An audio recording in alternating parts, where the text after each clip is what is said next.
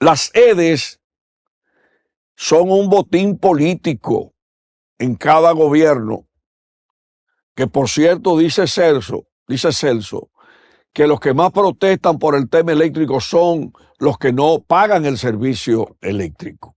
Dependiendo de lo que pase en noviembre, muchos países, incluyendo República Dominicana, va a revisar su política bilateral con los Estados Unidos, no solamente en el tema económico, sino también el tema de seguridad regional, los temas bilaterales que tiene, o sea, el tema migratorio. Hay varios temas importantes de política de gobierno. Kennedy Jr. pidió la protección del servicio secreto cuando él estaba haciendo su campaña por varias amenazas y el presidente Biden se lo negó.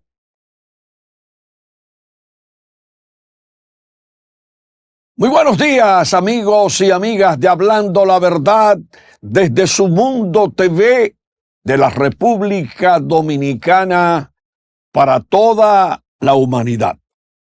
Señores, arrancando el tercer cuatrimestre del año 2024, el país está inundado de noticias negativas y recuerdo una expresión muy interesante del periódico Listín Diario y su director, mi gran y directo amigo Miguel Franjul, de que hay que cambiar la página en la República Dominicana. Por un lado, dice Celso Marrancini que se darán por meses apagones en Edesur, y uno buscándole la novena pata al gato sobre todo lo que se expresa en República Dominicana, pregunta si tendremos una Navidad con apagones.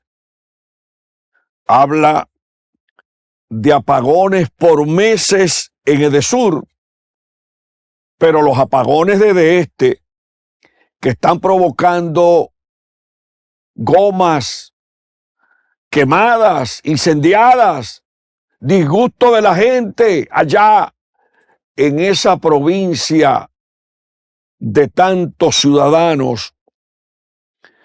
Habla Celso de la falta de los medidores eléctricos, habla de que van a combatir el robo de energía, habla de inversiones de cientos de millones de dólares en redes, en medidores, y uno sigue escuchando lo mismo en cada gobierno, que hay que invertir en redes, que hay que hacer esto, que lo otro, aunque naturalmente Celso tiene razón con el tema de los medidores eléctricos.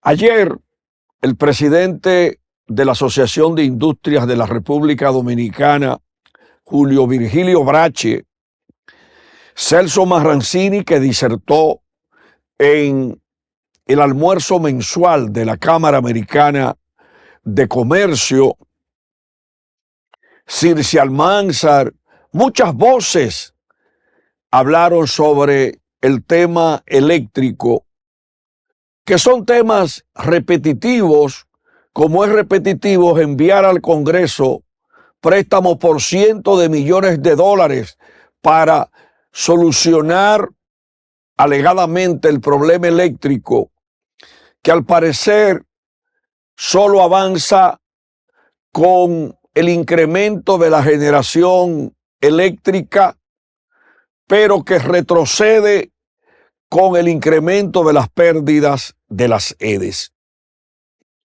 Las EDES son un botín político en cada gobierno y hay que ver cuál es el personal necesario en las sedes que están recibiendo a través de su call center muchas llamadas telefónicas para protestar por las abusivas facturas eléctricas acompañadas de apagones. Pero llama la atención, y yo quiero reiterar un comentario que hice hace poco aquí, de que mientras el gobierno dominicano le entregó 42,000 millones de pesos en lo que va de año a las EDES como subsidio. Las EDES, gente que pagaban 2,000 pesos, ahora le han prácticamente duplicado y algo más las facturas eléctricas. La gente se va a trabajar y deja en las casas apenas una nevera encendida, una nevera inverter de bajo consumo, y entonces luego se encuentra con unas facturas eléctricas, y hay otros que viajan y encuentran el problema más grave, porque el problema del país es que todo se lo quieren echar al 42% de la población que cumple con todas sus obligaciones, y se hacen con el chivo local de la vista gorda con el restante 58%, que por cierto dice Celso, que los que más protestan por el tema eléctrico son los que no pagan el servicio eléctrico. Ese 42% está cansado de facturas, ese 42% que mantiene este país, de facturas eléctricas escandalosas, de que no le arreglen las calles, de que no atiendan reclamos de lámparas que se queman en los sectores donde residen. Son los que cuando van a un supermercado exigen factura fiscal para que la DGI sepa que pagaron ITEVI al momento de la compra de una mercancía, de un bien en una cadena comercial. Entonces, vi ahí muy interesante un tema de Andy Dawager, Andrés Dawager, hijo, mi gran amigo Andy, como de Jaime Aristi Escudero, que dicen hoy que cuando se habla de reformas estructurales hay que presentar los estudios convincentes con la rigurosidad científica para debatir los temas. Y ciertamente aquí lo único que se utiliza para aumentarle las cargas a la gente es que el gobierno registra déficit y que por lo tanto el gobierno necesita más dinero. Pero tal y como hemos analizado mi compañero Esteban Delgado y yo en el programa Coloquio, que se difunde aquí los domingos de 7 a 8 de la noche en Su Mundo TV, y que también es un programa que va a cumplir este 1 de octubre en Telesistema Canal 11, 40 años de existencia. Aquí no se van a acabar los déficits, porque los gobiernos tienen la vocación de gastar para cada cierto tiempo hablar de reformas. Aquí no teníamos ese problema para buscar 4 o 5 mil millones de dólares prestados, porque había una rigurosidad en el gasto, pero ya hemos abusado tanto del gasto corriente que lo llevamos en un 88% del presupuesto.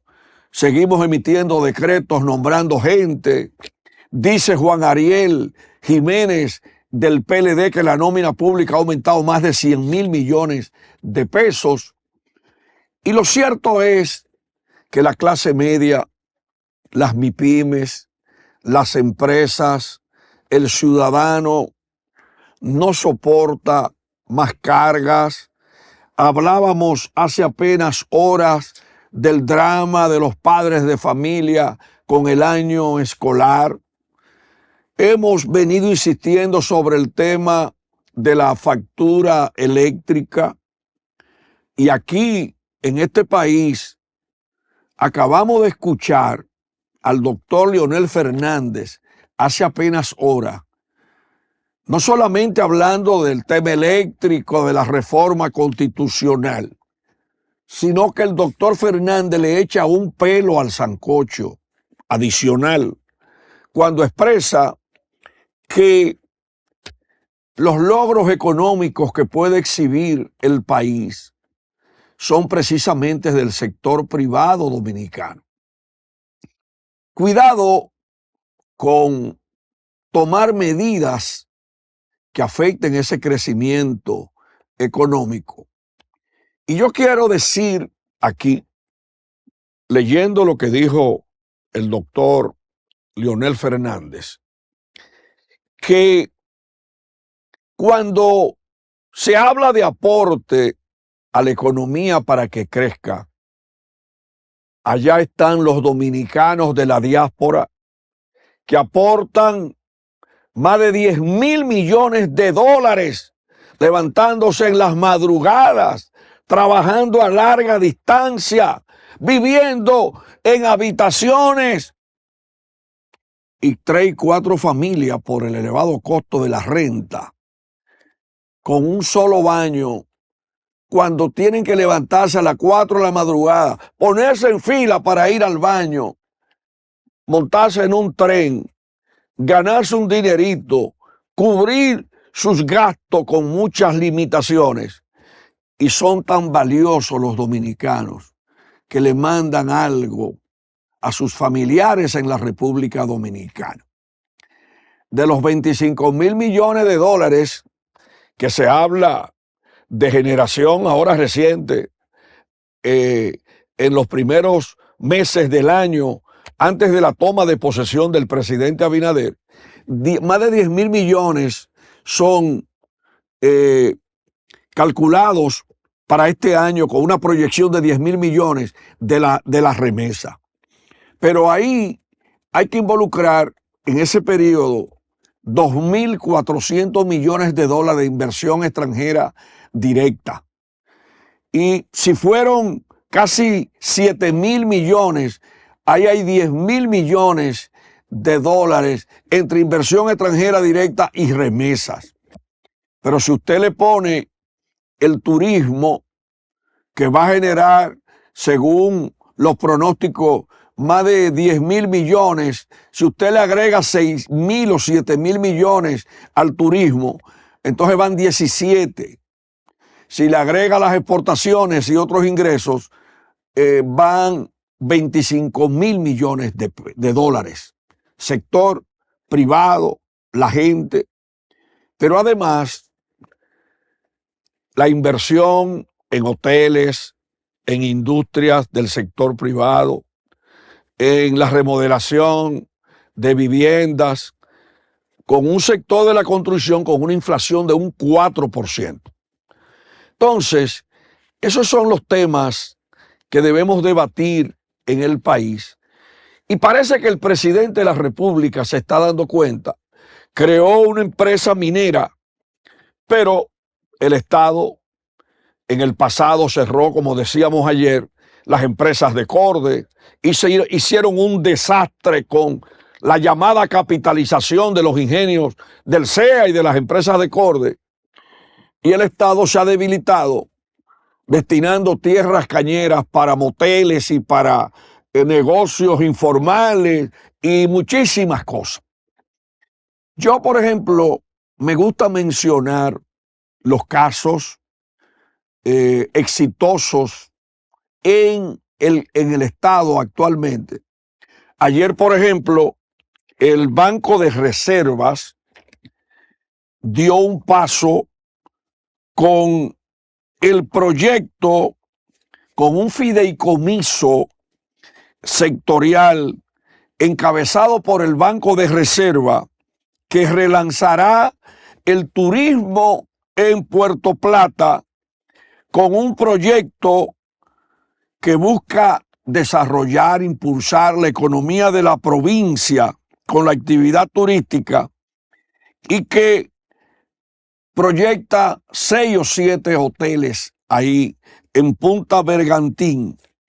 Y yo quiero, porque en este país no todo es malo, felicitar a una persona que se ha dedicado desde que llegó a esa posición a impulsar la economía, proyectos productivos, como es Samuel Pereira, presidente ejecutivo del Banco de Reservas, que es una institución que genera utilidades por miles de millones de pesos.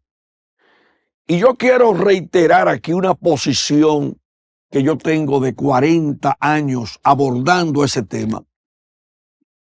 Aquí en el pasado, muchas voces querían la privatización del Banco de Reservas.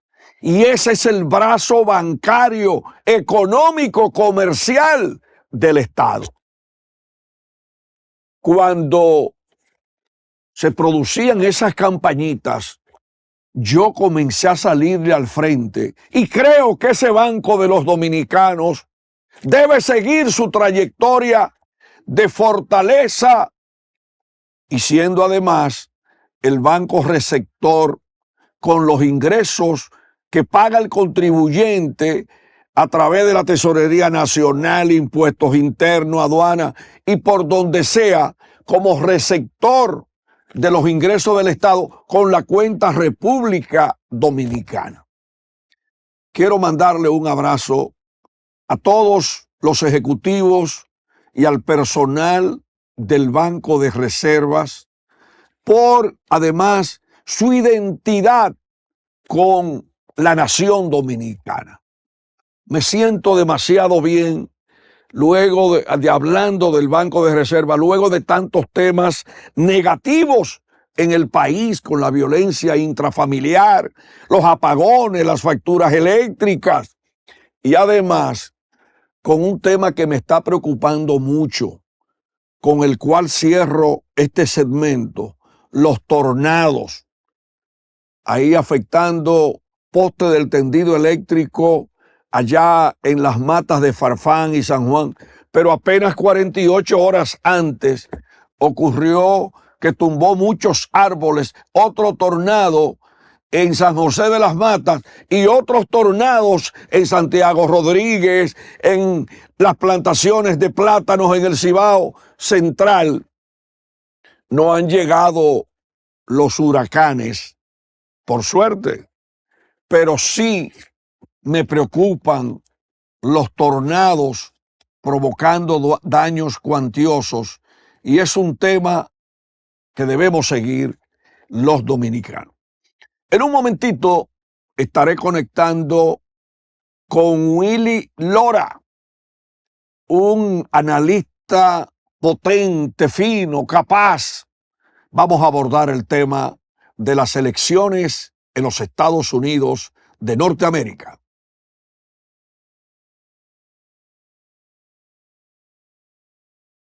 Vamos a conectar con un analista internacional muy fino, uno de los temas del momento en los Estados Unidos, las elecciones norteamericanas, ya con la convención demócrata y con un Donald Trump lanzado en las calles de Carolina del Norte y otros estados norteamericanos.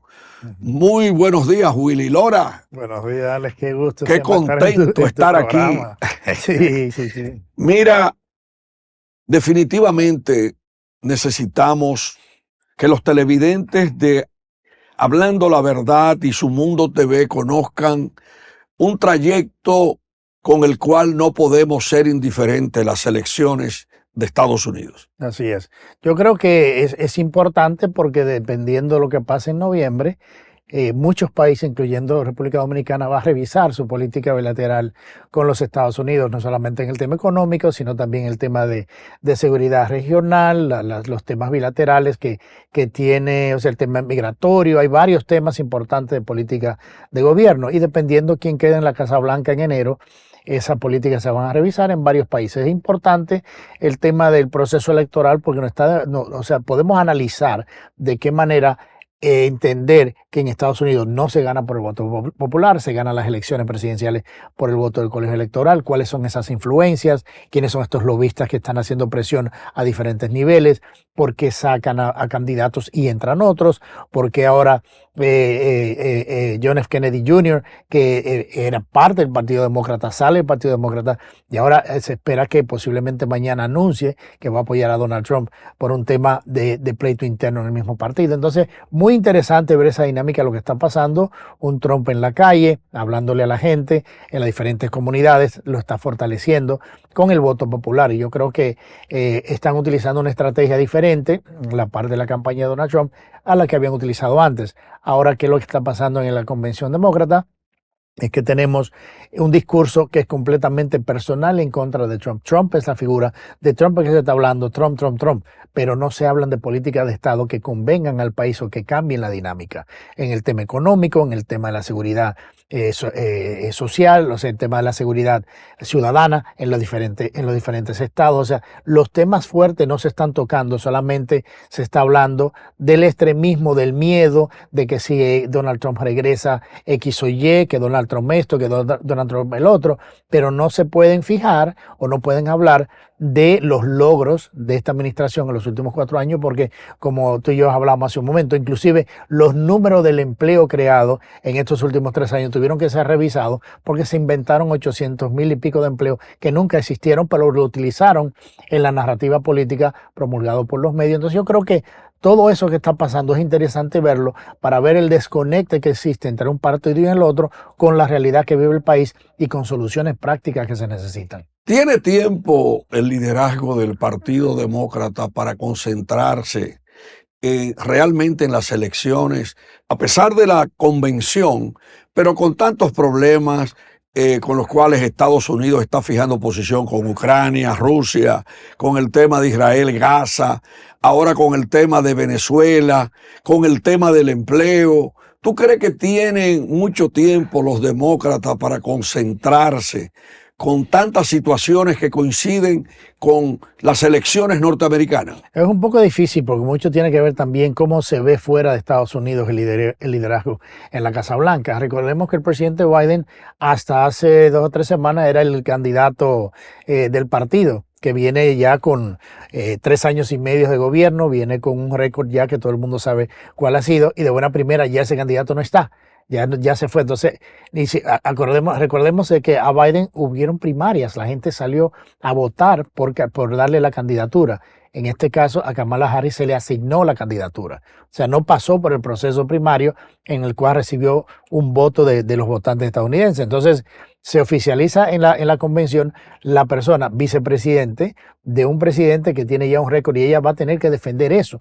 Por eso, en la convención que hemos visto esta semana, los temas de política o de estados fuertes, ellos no han podido no han podido tocar esos temas, no lo han podido tocar a profundidad, sino que el mensaje ha sido: vamos a atacar a Donald Trump, vamos a tirarlo de racista, vamos a tirarlo de todo, menos vamos a hablar de los problemas que tenemos que resolver. ¿Por qué? Porque no hay un récord. Si es por el lado económico, ha sido malísimo.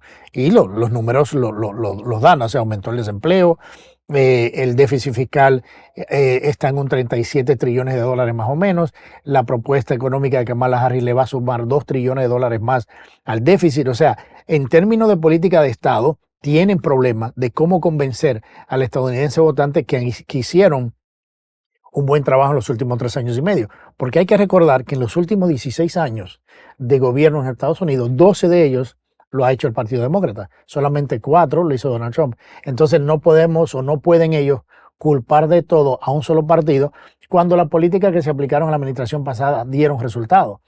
No te puede haber gustado de la manera que el expresidente se expresa o como es, porque nunca fue político, fue un empresario, pero a nivel de política de Estado funcionó. Estados Unidos se respetaba, teníamos política una política exterior sólida, teníamos una economía en crecimiento y una reducción del déficit, teníamos una frontera controlada. O sea, todas esas cosas que ellos no pueden hablar en la convención es la que se debieran de hablar, porque esos son los problemas que los estadounidenses van a afrontar a partir de enero, si continúa esta administración o si hay un cambio, entonces esos son los temas reales, país, que se van a tener que lidiar el próximo año.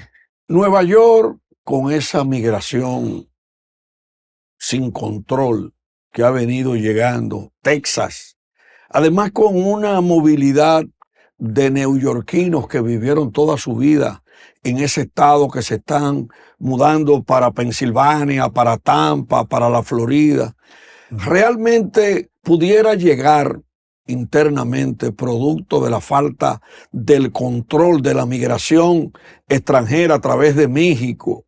¿Tú crees que pudiera llegar la ingobernabilidad al estado de Nueva York, a Texas? Porque la gente está diciendo que prácticamente casi no se puede vivir en Nueva York. Es muy difícil. La situación en Nueva York es muy complicada y tú tienes razón. Muchos de los dominicanos y otros países se han mudado a otros estados, se han ido a Boston, se han ido a la Florida, se han ido a Texas, porque está muy difícil la situación en Nueva York. El tema migratorio es un tema que no fue de casualidad que la política se cambió de abrirlas en cierta manera, de permitir 8 millones de indocumentados que entraran a los Estados Unidos en los últimos 3 años y medio. Son unos números récords que nunca se Estamos hablando visto. de una cifra muy alarmante. Demasiado. Ningún país, por más fuerte que sea económicamente, puede absorber esa cantidad de inmigrantes. Pero ayer salieron unos datos interesantes en lo cual podemos ya un poquito confirmar por qué la estrategia detrás de abrir las fronteras a una inmigración no controlada, como hemos visto. Y es que han cambiado el procesamiento de darte residencia y hacerte ciudadano americano. Para darte la ciudadanía eran unos 11 meses a un año, y ahora anda en 5. ¿Qué te quiere decir eso? Que a propósito se está acelerando el proceso de darle ciudadanía para que puedas votar y para que puedas votar por el partido de gobierno. O sea, no fue de que, bueno, el problema en la frontera lo teníamos, no. La frontera hace 4 años estaba controlada. O sea, Donald Trump en sus 4 años habló y negoció con México e inclusive le dijo a México, si ustedes, porque no existe un puente de Guatemala a la frontera con Estados Unidos, hay que pasar por México. Y la política de Trump fue decirle a López Obrador, si tú no controlas tu frontera sur, yo te voy a aplicar aranceles muy altos a tus productos que van a colapsar tu economía.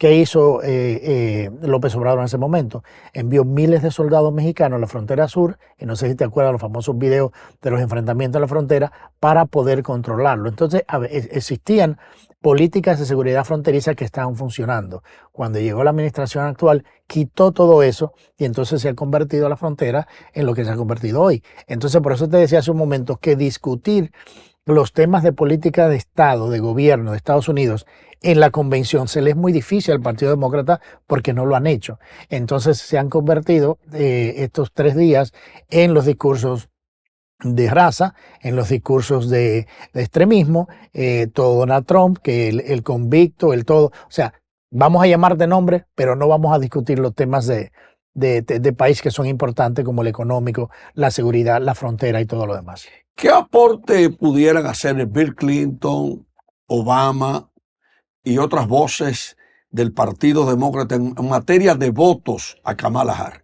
Bueno, son populares, o sea, Clinton fue un expresidente popular, Barack Obama también, pero hay un desconecte con el votante común y corriente. El primer presidente afroamericano de Estados Unidos fue Barack Obama, ¿verdad? Y ¿qué ha pasado? Que durante su gestión, sus 8 años, la comunidad afroamericana vivió sus peores momentos. Entonces sale de la Casa Blanca y no se va a vivir a Chicago. O sea, tiene 4 mansiones y donde él reside es en Martha's Vineyard, en una mansión de $11 millones en el lugar más blanco de Estados Unidos. Entonces, es un desconecte con el mensaje de que yo soy afroamericano. Hasta con su personalidad política. Pero yo vivo en el lugar más rico, más blanco de los ricos de Estados Unidos, que Martha's Vineyard. Entonces, esas señales no le ayudan. Bill Clinton, ya conocemos la historia, tiene su historia con Haití en el tema de la relación con República Dominicana, pero son políticos que son populares. Y lamentablemente, o no lamentablemente, o sea, creo que su virtud es que son buenos oradores. pero en cuanto a los resultados de su gobierno, no fueron los mejores para ni la comunidad afroamericana ni para la comunidad latina de los Estados Unidos. Recordemos que el expresidente Obama fue el presidente que más latinos deportó en la historia de Estados Unidos, deportó 3 millones de indocumentados. A la gente no le gusta hablar mucho de eso, pero es la realidad. Entonces, ese mensaje más los resultados de su gobierno se pueden comparar y se pueden debatir, pero no van a hablar de eso. De que son populares y tienen muy buena oratoria, sí, y van a generar mucho entusiasmo, pero a lo real y los resultados de sus gobiernos no han sido lo mejor. Entonces yo creo que eso se va a diluir y se va a hablar más durante el debate presidencial de septiembre 10. El candidato vicepresidencial escogido por el Partido Demócrata, un gobernador, creo que de Minnesota. El gobernador de Ohio, Tim Walz. Exacto. Sí. ¿Qué pudiera aportarle a Kamala? Bueno, yo creo que la preocupación... ¿Es una buena escogencia? No es la mejor escogencia porque se buscó un gobernador que es más extremo izquierda que ella.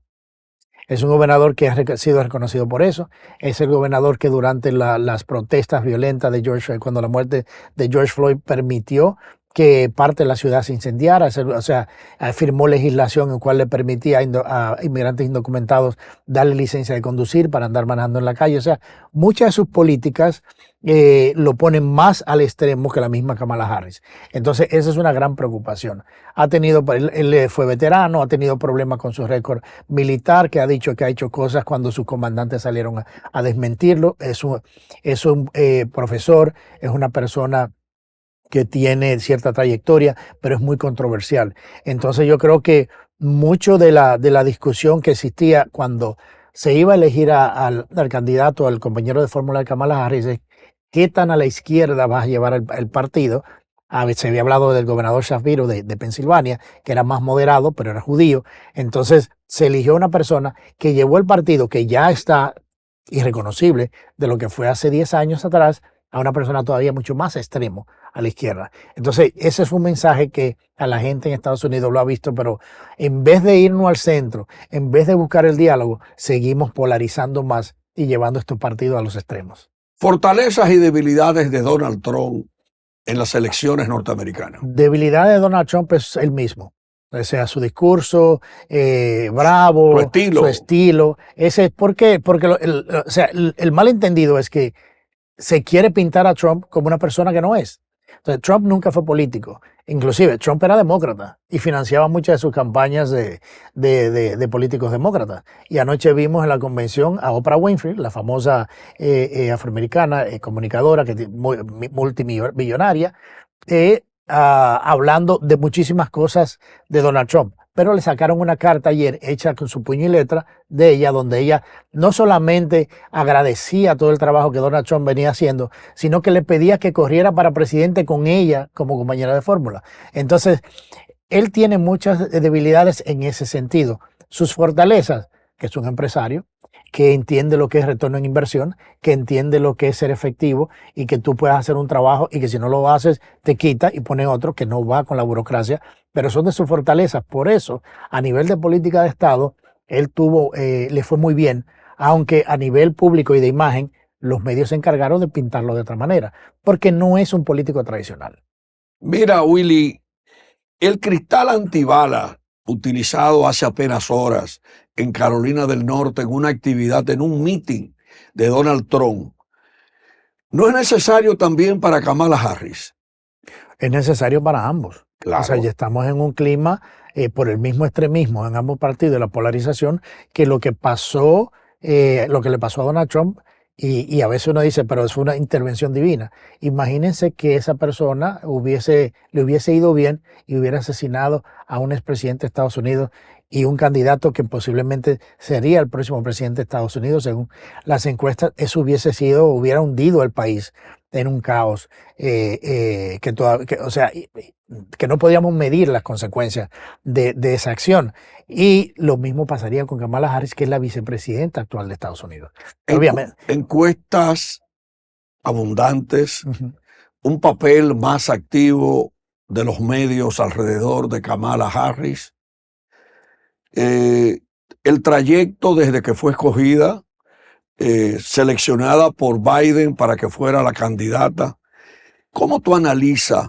Vemos unos medios de comunicación en Estados Muy Unidos, preocupante. más encuestadores. Yeah. Vemos realmente como si Kamala tuviera 3 años de campaña electoral. No solamente, o sea, esa es la parte preocupante, es la parte difícil para uno que está en este medio del periodismo, en la comunicación por tantos años, ver cómo una industria se ha degradado a un punto de la cero credibilidad y se ha convertido en un propagandismo político. Esa es mi preocupación, porque Kamala Harris, hasta antes de ser nombrada, era la política de menos aceptación nacional. Es una política de que los mismos medios la criticaban, el 90% de su empleomanía renunció porque no la soportaban, tenía problemas con el mismo presidente Biden y de buenas a primeras ahora es la salvadora que tiene los resultados, la solución para todos los problemas. Todo eso creado por los medios. Recordemos que Biden gana las elecciones en el 2020 del sótano de su casa, lo gana por los medios de comunicación. Entonces sí es un poder, sí tienen influencia porque manejan masa y manejan temas de comunicación complejos. Entonces, ¿qué ha pasado con eso? Ahora todos estamos sorprendidos de que tenemos la salvación en Kamala Harris, la persona que solamente se le dio una tarea que fue manejar el tema de la frontera y fracasó. Entonces ahora la vamos a presentar como la persona que tiene la solución para todos y presenta una política económica que le va a sumar $2 trillones al déficit fiscal de Estados Unidos. Entonces, ¿qué es lo que ha pasado? Que el papel de los medios, en vez de ser el fiscalizador, de hacer las preguntas y los cuestionamientos fuertes y utilizar el pensamiento crítico, que es lo que debieran estar haciendo, se han convertido en medios de propagación, de propaganda y de apoyar una narrativa y una imagen de una candidata de que nunca lo fue. Entonces, esa es la gran preocupación de mi parte a los medios, porque debieran y dejaron de hacer su papel crucial de fiscalización porque lo hicieron con Donald Trump. ¿Verdad? A Donald Trump era diariamente, pero no, aquí hay que promoverla. Y si hablamos y cuestionamos su récord político, entonces ya tú eres de extrema de un lado, o tú eres fascista, o tú eres el otro, entonces eso no ayuda. Y perdimos ese valor moral como medios de poder reportar y hablar de una manera franca de los temas que están pasando. Y eso le ha hecho mucho daño al proceso político en Estados Unidos, a la credibilidad de la industria y a una injerencia directamente en un proceso presidencial. Unas encuestas divulgadas persistentemente donde Kamala aparece con una ventaja ligera sobre Donald Trump motivan un análisis como también cuál sería, a tu juicio, el papel de la mujer norteamericana y latina en las elecciones cuando los demócratas tienen una mujer como candidata y los republicanos tienen un hombre. No sé cómo es el asunto del machismo y feminismo político en los Estados Unidos. Mira, primero las encuestas, yo lo que le digo a la gente no creer en ninguna de ellas. Son altamente manipulables, hay las encuestas y como tú sabes se han utilizado por mucho tiempo para cambiar narrativas. Acordémonos que en el 2016 hasta el New York Times el día anterior decía que Hillary ganaba con un 98% de seguridad, no fue así. Y ahora estamos en un ambiente completamente polarizado en Estados Unidos, donde aquella brecha de los votantes independientes, que era 19%, 20%, se ha reducido hasta un 3%. O sea, si tú haces una encuesta ahora, si yo soy un partido político o estoy en un canal de televisión que quiero cambiar una narrativa, yo hago una encuesta. Y el secreto está en el sample, o sea, las personas que tú le preguntas. Si el 60% son demócratas y el 35% son republicanos y el 4% son independientes, obviamente que te va a dar favorable a la candidata demócrata. ¿Me entiendes? Entonces es una manera de tú manipular el mensaje. David Axelrod, que es fue uno de los asesores principales de Obama y el mismo recaudador de fondos de Kamala Harris, hace 2 días le dijeron a ellos, no celebren porque esos no son los números reales. O sea, no podemos estar celebrando algo, porque inclusive creo que hoy o anoche salió otra encuesta que ahora Trump está por encima con 1%. Entonces, es muy difícil. Utilizarlo los medios, utilizarlo el partido para su narrativa política, sí, y lo manipulan. Pero al final y al cabo, como te decía hace un momento, las elecciones en Estados Unidos no se ganan por el voto popular, se ganan por el voto del colegio electoral. Sí, para tú ganar esos votos del colegio electoral necesitas ganar el voto popular en el estado, pero eso no te garantiza de que vas a ganar la presidencia, porque Hillary Clinton ganó 3 millones de votos populares más que Donald Trump y perdió las elecciones. Entonces, no podemos dejarnos engañar por narrativas fabricadas y prefabricadas para cambiar un punto de vista. La realidad hay que verla así, fría, calculada, y entender por qué esta asociación de los medios con el Partido Demócrata para tratar de promover una candidata que fue la más impopular o la menos popular en muchos años de historia en Estados Unidos. En cuanto a su segunda pregunta del voto de lo que viene siendo Kamala Harris y la mujer y Donald Trump por un lado, yo creo que el tiempo para que una mujer pueda ser presidenta de Estados Unidos y en otros países, inclusive aquí, está. ¿Cuál es la diferencia? Es tu capacidad política de tu poder tener respuestas a los problemas nacionales de este país y de aquel país. Y el tema que le pasó a Hillary Clinton, que no consiguió el voto de la mujer, el tema que tiene Kamala Harris, que hizo campaña durante las protestas violentas de 2020 para recaudar fondos, para liberar de las cárceles a las personas que habían sido encarcelados por crear estos desórdenes y demás. Todo ese tipo de cosas no ayudan. No ayudan porque si tú eres vicepresidenta, se supone que tienes la capacidad de presentar proyectos de gobierno sólidos. No importa el género, porque en el país viven tantos hombres como viven mujeres. Y entonces hay que gobernar para todos. Yo creo que el tema del feminismo y que una mujer, completamente de acuerdo. Si tú tienes la capacidad para ser presidente de Estados Unidos, sea mujer o hombre, para traer soluciones reales, para mejorar el país, todo el mundo va a votar por ti. Pero se quiere manejar el tema de que es la primera mujer, es la primera, es el primero en esto y en esto. Está bien que es el primero, pero ahora es el más efectivo, es el que tiene más mérito, es el que te presenta una solución. Y yo creo que ahí es que está el problema. Jugamos con el género a costilla de qué? De las mejorías del país y de propuestas claras que puedan ser. En el lado de Donald Trump fue el expresidente, está buscando postularse, se ha postulado de nuevo, se buscó un vicepresidente que salió de la pobreza, que creció, fue al ejército, estuvo 3 veces en Irak, que es una persona veterana, que representa mucho lo que ha sido la vida en Estados Unidos para la gente pobre.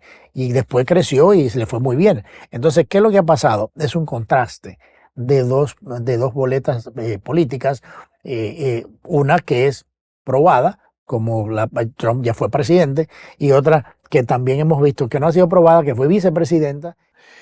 El pastel electoral, Willy, para los republicanos, ¿cuáles son los lugares de mayor fortaleza? ¿Dónde tienen que lanzarse a las calles los demócratas en los Estados Unidos? Yo creo que la fortaleza de tanto el Partido Demócrata controla California, ganó Pensilvania, pero controla Nueva York, controla otros estados así del centro. El Partido Republicano tiene Florida, tiene Texas, tiene Carolina del Norte. Entonces yo creo que lo importante de esto es lo que los 6 o 7 estados que son los péndulos que deciden al final las elecciones. Ahí está Georgia, que tuvo un impacto importante, Nevada, Arizona. También está Carolina del Sur, Carolina del Norte a veces juegan un papel. Entonces hay Pensilvania que juegan un papel importante en esta cantidad de votos electorales. Recordemos que para ganar las elecciones en Estados Unidos necesitas 270 votos del colegio electoral de 500 y algo. Entonces yo creo que la campaña se está haciendo para ganar esos estados, porque ya los otros estados ya de por sí son sólidamente republicanos o son sólidamente demócratas. El estado de Massachusetts, ¿demócrata? Sí, es un estado demócrata. Históricamente por los Kennedy. Por los Kennedy. Pero se ha visto en varias ocasiones, competitivo. Ahora casualmente está competitivo. Y no llama la atención lo de Kennedy Jr., que se parezca a la política de la República Dominicana, cuando los políticos chocan en los procesos internos, que se disgustan y terminan coincidiendo con el que nunca ha coincidido con ellos. Eso ha pasado en varias ocasiones. Yo creo que le da mucho miedo al Partido Demócrata, que se espera que posiblemente mañana viernes anuncie que se retira y va a apoyar directamente al presidente Trump, al expresidente Trump. Le da miedo porque es un Kennedy. Es una persona de la tradición del Partido Demócrata. ¿Cuál es el mensaje? El mensaje es que el Partido Demócrata actual no representa ese partido demócrata original del pensamiento Kennedy y de eso, o sea, ya no lo es. Por eso te hablaba hace un momento que ha cambiado mucho ese partido y se ha ido a un extremo de que es inclusive cuestionable para una persona como Kennedy Jr. Kennedy Jr. pidió la protección del servicio secreto cuando él estaba haciendo su campaña por varias amenazas y el presidente Biden se lo negó. Le negó la protección. ¿Por qué? Porque lo ha visto siempre como un problema político para el mismo partido demócrata actual. Entonces, inclusive, le estaban haciendo un juicio a él y no le permitieron que se defendiera. Entonces, inclusive Pero entonces negociaron. así es un juicio antidemocrático. Pero, o sea, Porque en cada juicio debe ser público, oral, contradictorio. y no se le permitió. Entonces, ayer, lo último que, no ayer, sino lo que venía pasando es que se estaba negociando con él para que apoyara a Kamala Harris y él le dijo, sí, yo lo puedo hacer. ¿Qué hay ahí para mí? Como todas las negociaciones políticas, ¿qué ministerio me va a tocar? Y nada, le dijeron que no, que nada, que simplemente tenía que apoyarla. Y él dijo, no, así no son las cosas. Oye, pero se Entonces, parece mucho a un par de a las dominicanadas. Entonces, yo creo que eso va a definir mucho cuando él haga ese anuncio, si lo hace mañana, dónde van estas cosas y de lo lejos que se ha ido el Partido Demócrata, a donde lo que tú y yo y muchos conocemos ha sido el Partido Demócrata en su momento. Entonces, eso le va a impactar. Y yo creo que Kennedy tiene, creo que hasta un 5% de la votación en Estados Unidos, que un 5% que se le sume a Donald Trump es un aumento importante. Y hay que entender de que en las convenciones, usualmente el candidato inmediatamente se hace una encuesta y por el fervor del momento y eso sube un par de puntos, es algo muy normal, pero un mes después vuelven las aguas a su nivel. Y si Kennedy dice que va a apoyar a Trump, ese aumentito puede que no se vea en las encuestas. Cuando hieren de bala a Donald Trump, los números cambiaron Sí, internamente en Estados Unidos. así es. Cuando escogen a Kamala, los números también cambian. Lo que pasa es lo que te decía hace un momento. Los números suben por Donald Trump por el hecho de que se intentó asesinar al expresidente de Estados Unidos y eso es serio y eso va a tener un apoyo de ambos partidos. Un concepto de victimización política genera cualquier evento de ese Sí, tipo. pero no tanto la victimización, es un ataque a la democracia de los Estados Unidos, es un ataque al proceso político de Estados Unidos. Ahora, ¿por qué sube Kamala? Porque los medios de comunicación le fabrican las encuestas con samples diferentes para justificar una narrativa. O sea, ¿qué digo que cambian las encuestas? Como te decía hace un momento, yo ABC, yo NBC, voy a hacer una encuesta. Cuando miras el sample abajo, te dicen el 60% de los encuestados eran demócratas o se registraron como demócratas, el 35% se registraron como republicanos y un 5% como independientes. En un país tan polarizado, es muy difícil que no te dé el resultado que tú estás buscando. Obviamente te va a dar más. Pero como te digo, como dijeron ellos mismos, que sus polls internos, sus encuestas internas, no celebren porque esos no son los números reales. Entonces, esa es la gran diferencia. Trump agarra un aumento en las encuestas porque se atacó el proceso democrático, porque se intentó asesinar a un expresidente, aunque te guste o no, eso es rechazado por la gran mayoría de los estadounidenses. Por eso sube. Kamala Harris sube por otros motivos.